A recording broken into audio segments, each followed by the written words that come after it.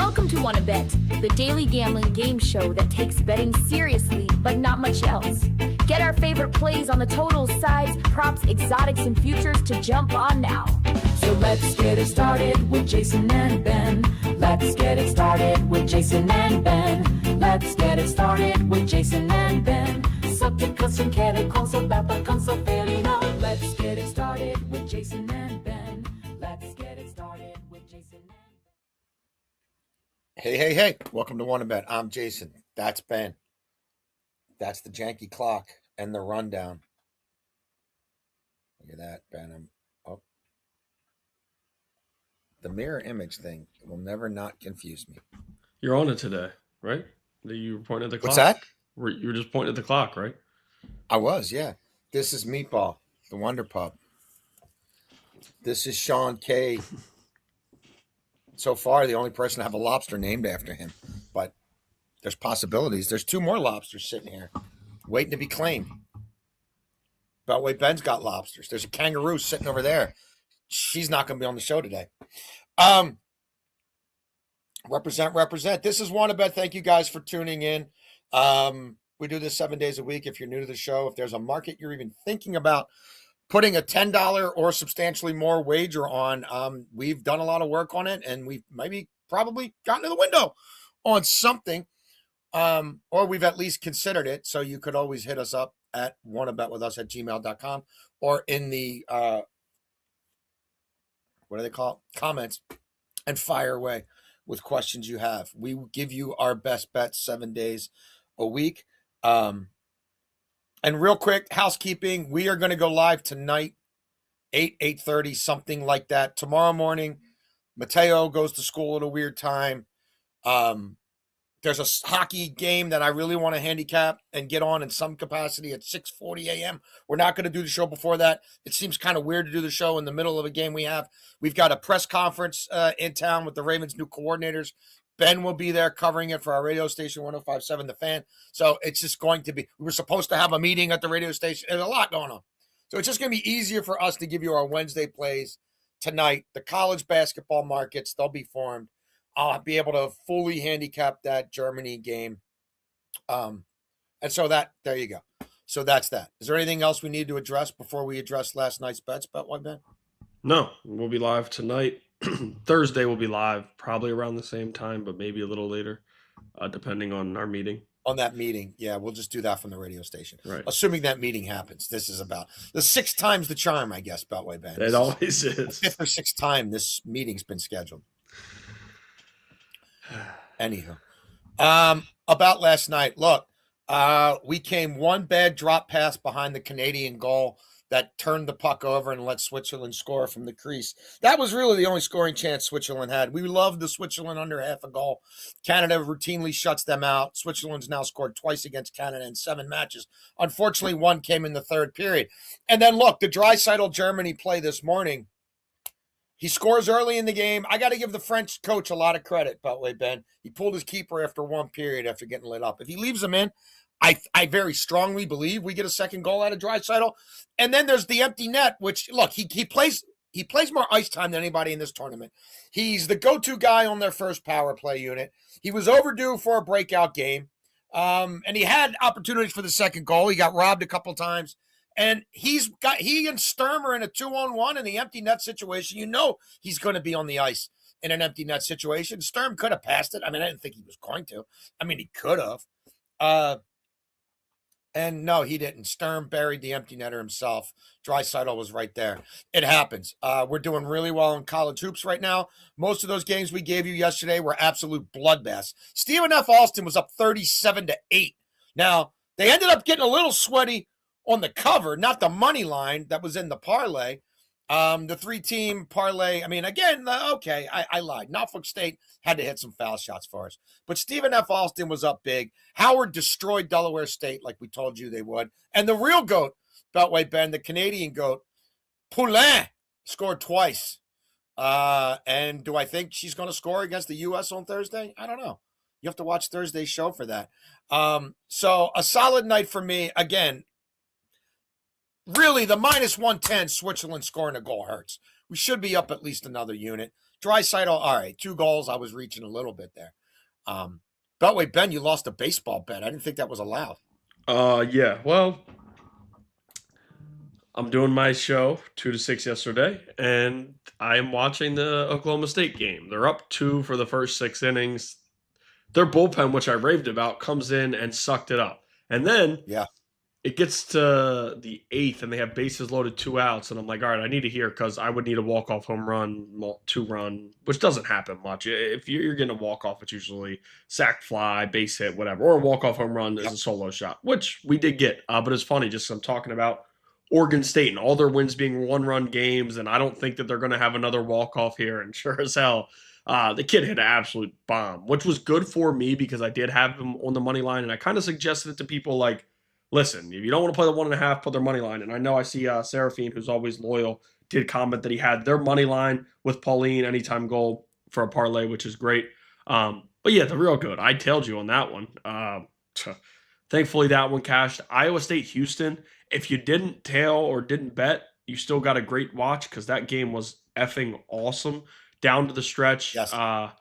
We had Iowa State, though, so it was even better to finish out on top. Alabama State, I told you guys, Mississippi Valley State is one of the worst basketball things you'll ever see in your life, and they showed just that yesterday, losing by 30-some points. So we finished up a little under a unit. But the Colgate-Boston, we had the over 143. At halftime, 31-25 or 36-25, whatever it was.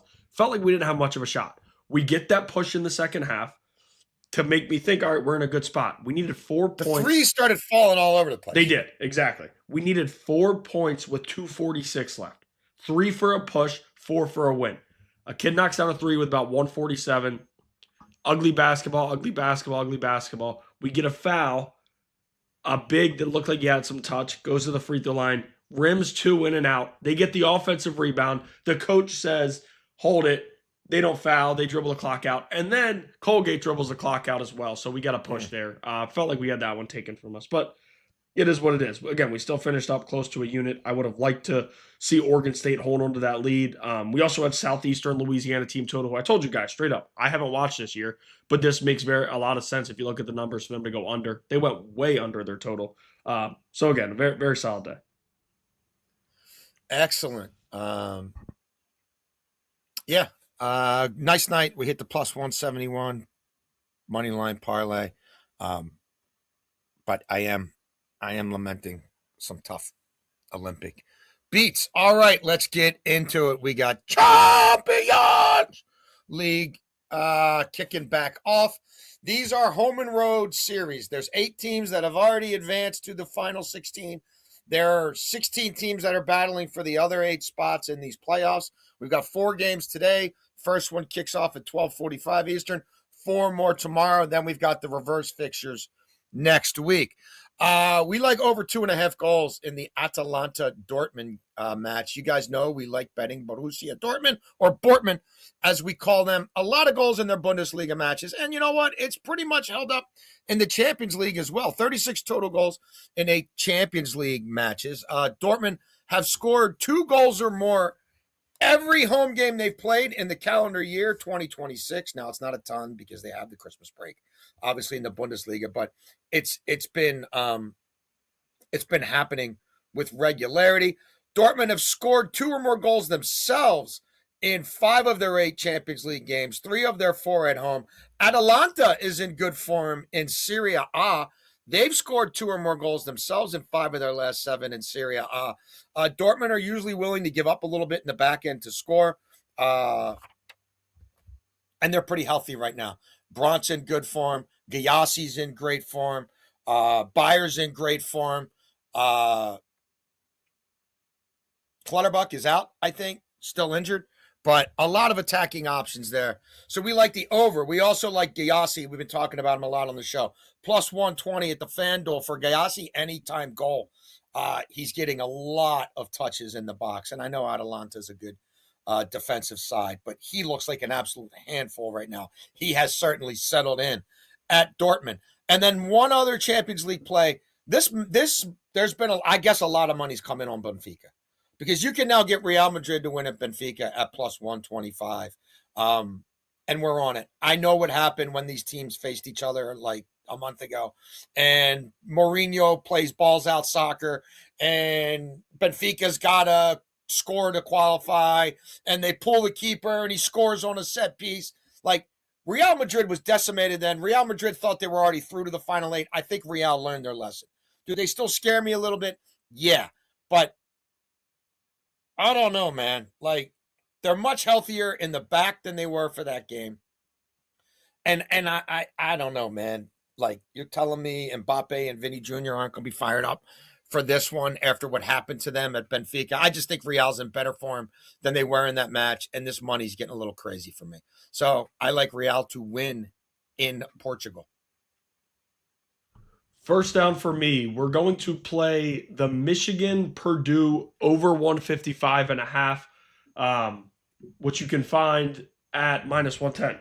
Listen, coming into this matchup, I knew I was going to be on the over here. I didn't know which side I liked. I know there's a lot going on with Lendeborg, the video, saying they're going to F Purdue up. It's a lot of weird stuff here, and quite honestly, this should just be a great damn matchup, but I like the over. I think when you look at both of these teams, what they've done all year is score points, and neither one has gone over this number with regularity over their last few games or even their last 15 games. But a lot of that is because of their opposition, who they're playing against, and them being able to score, 75 to 90 points, but the opponent scoring 60 or 61 and really screwing them out of an over. Purdue has probably the best offense in the country. I know it's tailed off a little bit of late, but they still have a dominant offense. You have the best point guard in the country, a guy that can get you 25 and 10 any night of the week. They have a good size inside. Bringing in Clough from South Dakota State was a big get from them.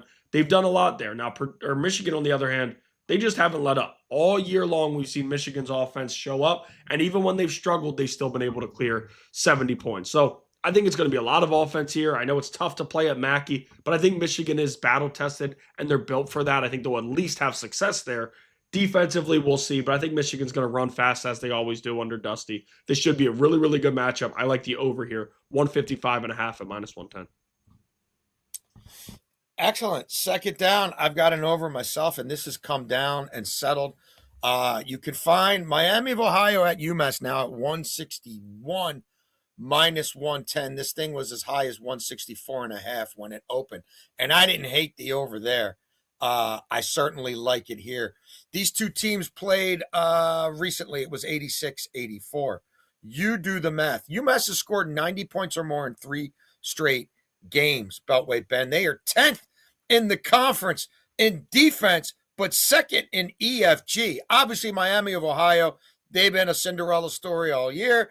They know if they lose a game and then lose a game in the tournament, could they go from being top 25 ranked to missing the big dance entirely? They're the number 1 offense in this conference. Miami's over in 8 of 12 conference games. Those games go over on average by 6 points per game. UMass is over in 9 of 13 conference games. Those games go over by an average of 4 points per game. Miami's over in 6 of their last 8. They're over in 5 of their last 7 on the road. Both these teams have the ability to score 85 to 90 points.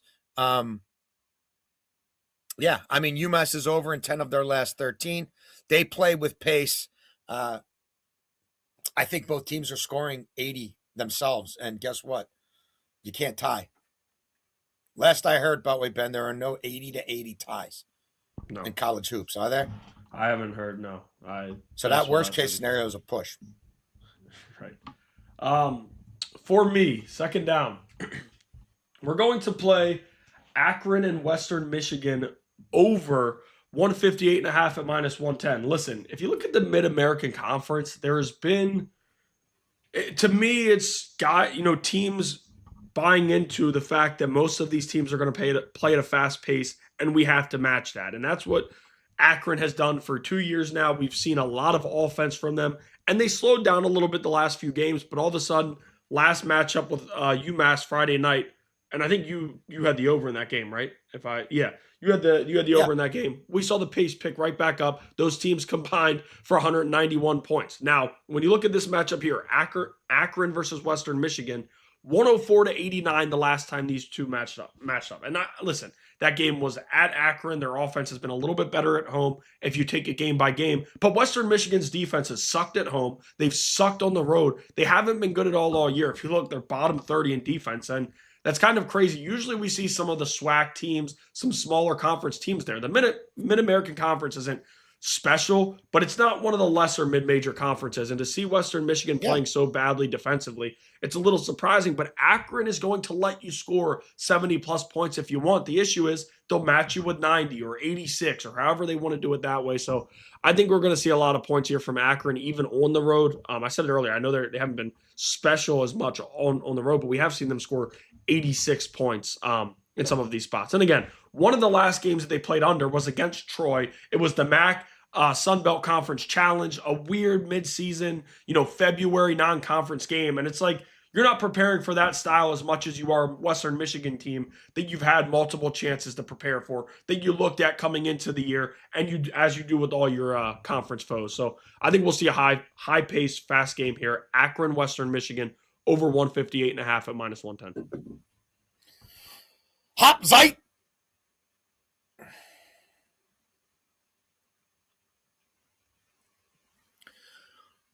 Dedicate that Hop Zeit to you, Bortman. Come on, Bortman. Be like the Hoff. Keep cashing for us. Bortman and the Hoff in a race for second place in Die Bundesliga Beltway band. So let's keep up the race for the battle for our wallets here at Wannabe. Third down. I like Nebraska to win at Iowa tonight. Plus 105. You can find it right now at the Bet 365. Nebraska's lost once on the road. That was by 10 to Michigan. No shame in that. Michigan, maybe the best team in the country. Nebraska has 3 losses all season. They're all to top 10 teams. Last I checked. Iowa Hawkeyes are not a top 10 team. Iowa Hawkeyes are no longer ranked. Iowa Hawkeyes are slipping. And the Iowa Hawkeyes are 10th in the Big Ten in scoring. Nebraska, the number 2 defense in the Big Ten. Iowa also a middling offense, just 8th. Iowa 10th in the Big Ten defending the 3-ball. Nebraska shooting almost 39% from the field behind the arc in Big Ten play. Nebraska seemed to be on a mission, and I'm just not buying Iowa and some of the D2 athletes. Everybody's getting a second crack at them. And for plus money, it's on the road. Nebraska, as I said, has been pretty damn good on the road. We like them to win this basketball game. Third down for me, we're going to play 2 unders. We'll start here with one that, when you look at the matchup weeks away and you prepare for it, I knew I was playing the under, regardless of the number, to be quite honest with you, because I thought it would be fair enough for me to play. So we're going to play UCLA, Michigan State, under 140 at -115. We know the relationship with Mick Cronin and Tom Izzo, and Mick Cronin's always wanted to be like him, and he wants to be that asshole type of coach that gets in you, and his teams play defense. And as bad as or as disappointing, I'd say, as UCLA has been, they have been good on the defensive end of the court. Now, you're traveling to Michigan State. You haven't been able to get the offense going much at home. You haven't been able to get the offense going much anywhere. Now you're going to go to East Lansing and think that it's just going to click. I can't find that to be a fact. I don't know how that's going to happen in a place where the whistle's going to go against you. Mick Cronin has said everything he has about Big Ten officials. Michigan State, similar to what Houston is, very hands-on. I think they're going to be able to get away with some of that tonight against a Mick Cronin-led team who, again, I complain about officials more than most. I don't hate that Mick Cronin does it, but he doesn't get a good whistle because he's doing it.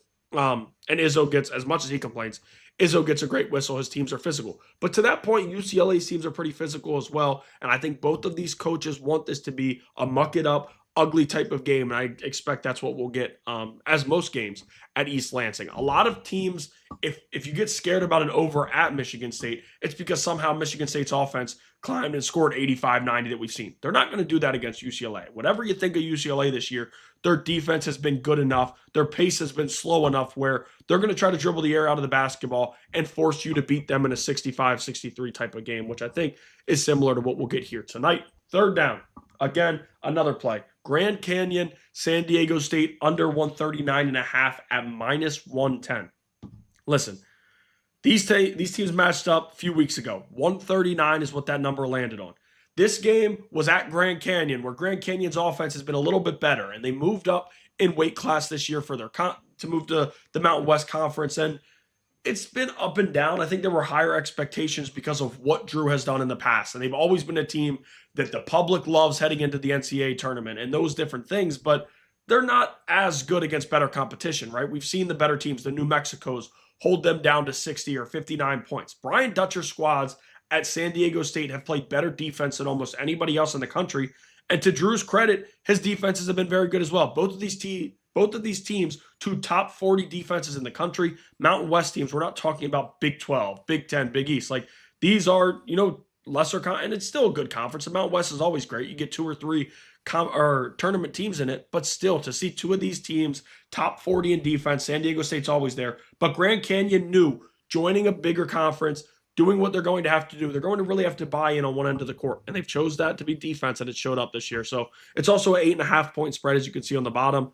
Maybe we don't get as much fouling late. Maybe Grand Canyon can concede at 9 or 10 points down late, which would help us and benefit us for an under. So Grand Canyon, San Diego State, under 139.5 at minus 110.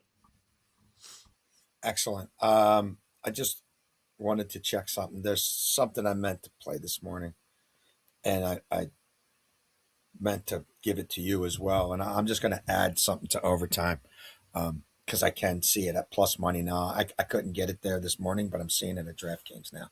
So anyway, sorry I was a little distracted there, but I wanted to price something out on Champions League. All right, fourth and weird. I guess this is weird because it has push potential and it's an Olympic hockey bet. But we like Sweden -3 against Latvia here on the ice this afternoon in Milano. It's at the bet 365 plus 105. I'm looking at a Swedish team that beat Latvia 6-0 in the World Championships last spring. They beat them 7-2 in the World Championships in 2024.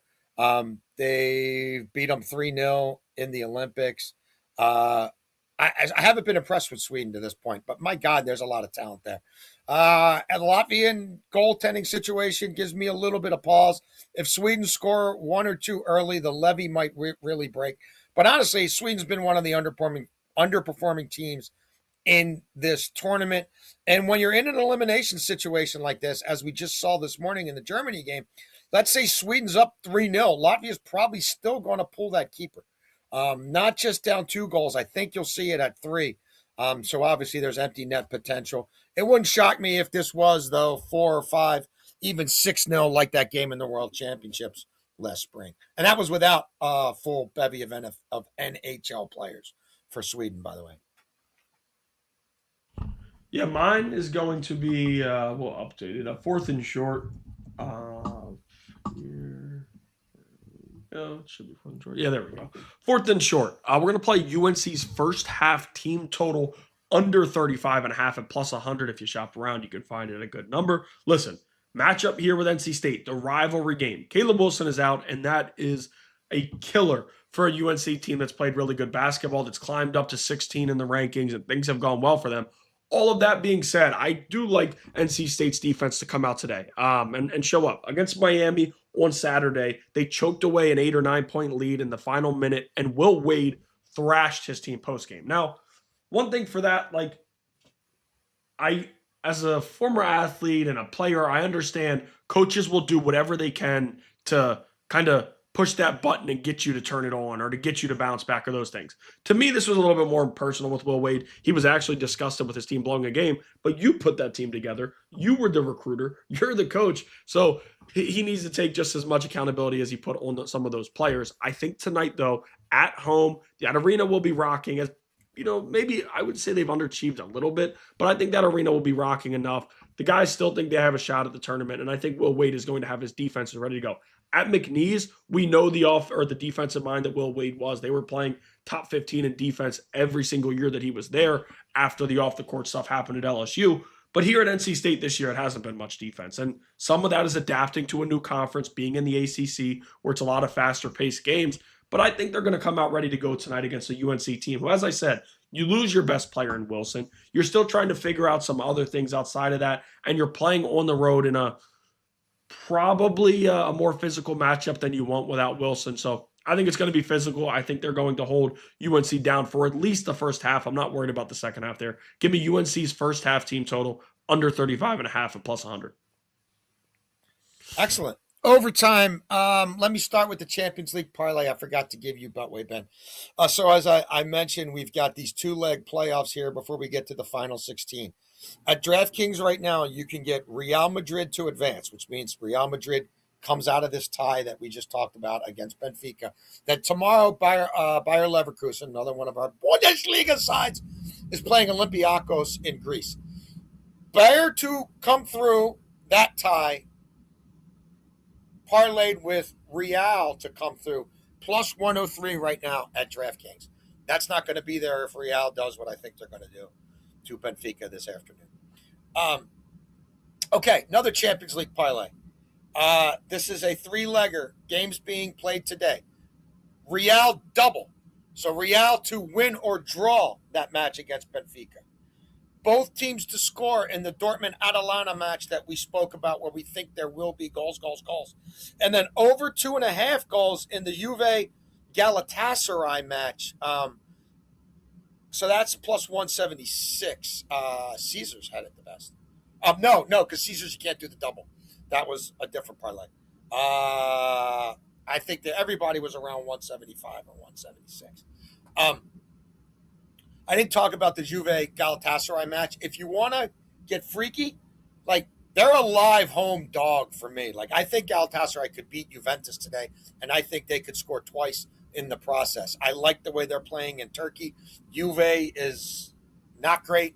That's an intimidating place to go. Galatasaray know they're going to have to score some goals here at home. Osimhen and Leroy Sane, and they're playing with 2 up top. I don't know, man. I think they're live, but we just need 2 goals in that match for the purposes of this parlay.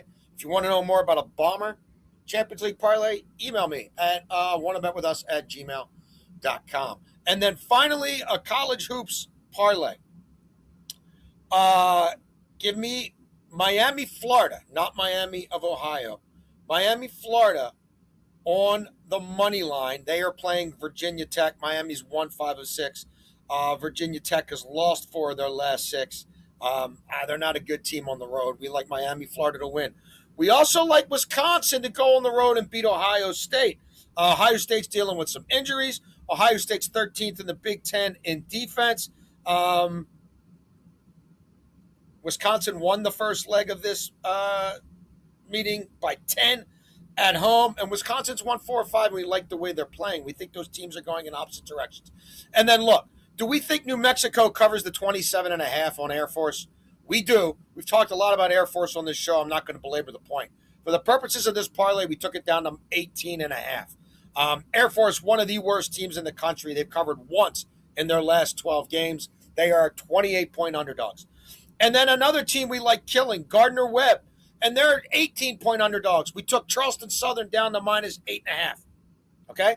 So we're laying 8.5 with Charleston Southern. We're laying 18.5 with New Mexico. Wisconsin to win, Miami, Florida to win, plus 240. Yes, for me here, we're going to do a college basketball parlay, and we're also going to do a college baseball parlay that I was going to give out during my first 3 downs because it's not plus money, but I just ended up going with it here. Louisville and Duke on the money line, minus 112. Louisville was kind to us in that matchup with the final one, the series finale against Michigan State. They bounced back. Rivalry game here against Xavier. I think they'll be fine. It was an ugly showing for them at home against Michigan State. You got to get right. They're still a top 25 team. I think they figure it out here against Xavier, who has been good in recent years, but is not as good as Louisville and doesn't have the top dogs that Louisville does have. And in baseball, I understand that doesn't matter. Some of the more gritty guys who are overlooked end up turning out better than some of the top recruits, but still, Louisville, with the firepower they have, they should be able to figure this one out. We're also going to play Duke on the money line against App State. Again, Louisville and Duke in college baseball to get us to minus 112. Listen, Duke has a matchup with App State. 3-0, great start for App State, but it was also you playing against Canisius in a series that was kind of a gimme for you. App State's solid. They're in a tough conference, but they're not the Duke. Duke brings in Wake's pitching coach. Of course, their coach left for Virginia. He goes from Wake, and he built a special pitching program and everything at Wake. We saw what they did and the guys they were turning out year after year. Now he goes to Duke, and it's been a pretty good start, a strong start for him. And then they get App State here. I think I think they're going to get right here. That they've already played good baseball to start. I've been impressed with what I've seen. Duke was really good under the last coach. This guy comes in and is impressing early on. So I think Louisville and Duke win today at -112. The other play, we're going to go with NC State on the money line, Miami of Florida on the money line, Florida State on the money line. So those 3 ACC schools. Akron's team total alternate over 76.5, and then the Michigan Purdue alt total over 149.5 plus 212. Again, NC State, Miami, Florida, and Florida State on the money line. Akron's team total over 76.5, and Michigan and Purdue over 149.5 plus 212. Listen, number of ACC games tonight. I like NC State here. I talked about it. With no Caleb Wilson, I don't think UNC is what they were. They're going to struggle. You're going to have Will Wade fired up to get his squad right here. Miami's been great this year. I got to give Jay a lot of credit. Comes over from Duke. He's building that program up the right way. They've been damn impressive, and I don't think anything changes here for this matchup. Florida State. I also like what their coach has done in year one there. They don't have a lot of talent. They don't have a lot of money for college basketball, but they've been able to figure some things out, and you're facing off. I talked about Mississippi Valley State yesterday. Boston College is the Mississippi Valley State of Power Fours, maybe. Like, they are pathetic every single year. It is never fixed. It's never good. And Florida State, they're a big favorite, so they're almost a toss-in for us, but I'm fine with it. Akron's team total, we talked about the over earlier. They scored 100-plus points in their last stop with Western Michigan. Should be a fine spot for them to get over or score 77-plus, which they've done in all but a few games this season. And then Michigan, Purdue, we're taking that total down. We're taking it at 149.5. I like the over a lot here, and I don't think there's any issue of us getting them over 149.5 there. So plus 212 for that parlay. I'm willing it into existence, Beltway Ben. We're due. Trying to will a 3 lobster night We're into due. existence. You're absolutely due. Well, Now, the reality is, we won't even if have it is it a 3 tonight, lobster though. night, We won't have it tonight, though. we're not going to be able to know that by the time we do the next show. Also, just so nobody freaks out, we're not going to have a betting slip tonight. I know What's some that? of some of our statisticians on Twitter. We're not going to have a betting slip tonight. Oh, yeah. Sorry. We're more interested in trying to make you money, Like, yeah. But don't worry. It'll all come out. It'll also be posted once everything finalizes tonight. Because I know some people, not the rude statisticians that think they know everything, but some people genuinely just want to see our results. That'll be in there. That will be in there once everything finalizes tonight. We're like the only people in this industry who aren't hiding anything and aren't on the take from some freaking bullshit casino or another. And speaking of transparency, Beltway Ben, let the people know how it went last night.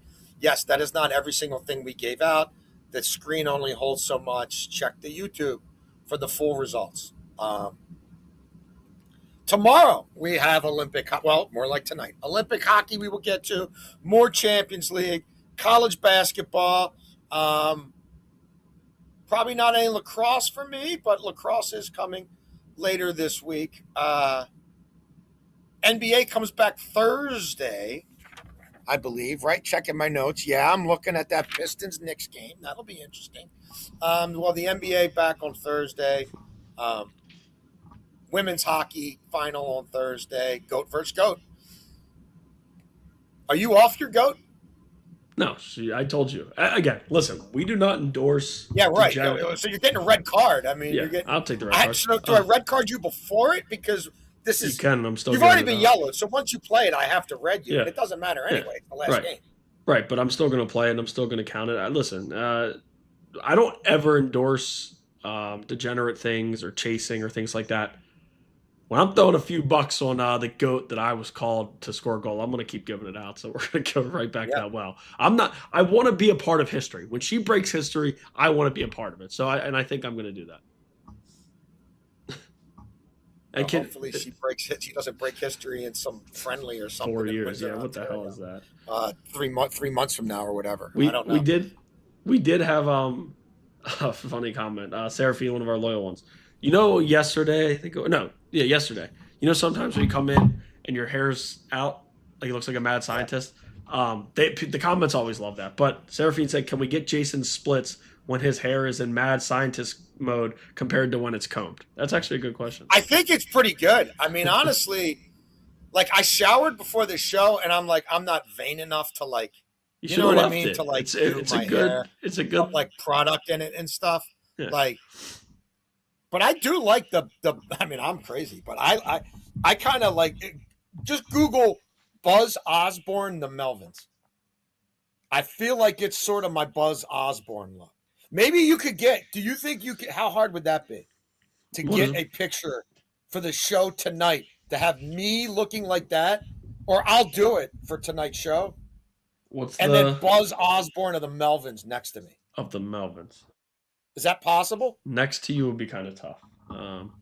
Or Maybe I don't know. should I'll I figure just out. print Let it me check. out? I'll try. Maybe I Hold can on. print it out at work. I can look. Hold on a second.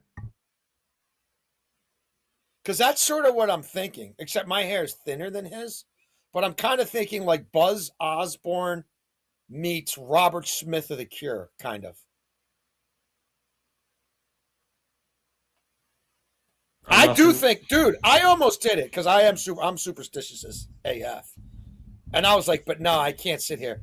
Like, you know what I mean? I can't sit here and play with my hair. But if I just don't have it in me. for a good cash, you wouldn't go all in with the like Huh? for a good cash. I feel like you would.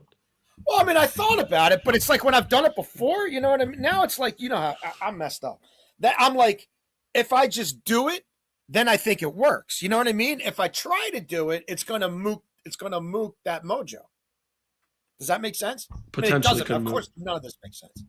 Well, You know what yeah, I mean? I could not have ever told you who Buzz Osborne was, but yeah, Yeah, it's more like if it's crazy and I don't feel like putting on, I don't put a hat on, or I just didn't feel like putting a hat on, or I just felt like pretending I'm Buzz Osborne.